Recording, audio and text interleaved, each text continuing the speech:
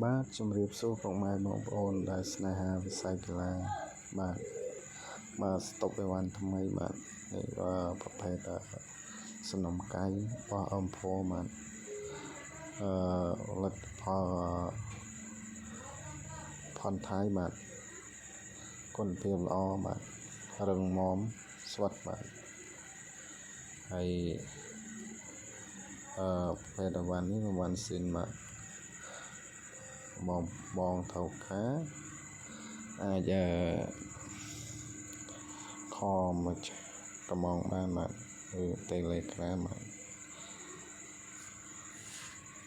ទមកសំណុំខៃមកវិញបាទ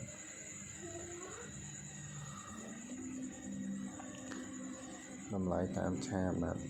គឺខមកសួរសិនក៏បានឬឆាតមកសួរសិនក៏បានដែរអត់អីទេមានលុយចាគ្រប់ចាំទិញក៏បានតម្លៃធូរថ្លៃដែរសំណុំមកវាហ្នឹងហើយបាទស្អាតអានេះស្អាតបាទមេមកទាំងកាយទាំងបងតែម្ដងបាទមកទាំងកាយទាំង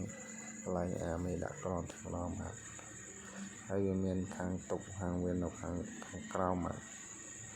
អានេះមានថតជាស្លឹករូបបាទបញ្ចូលជាសំឡេង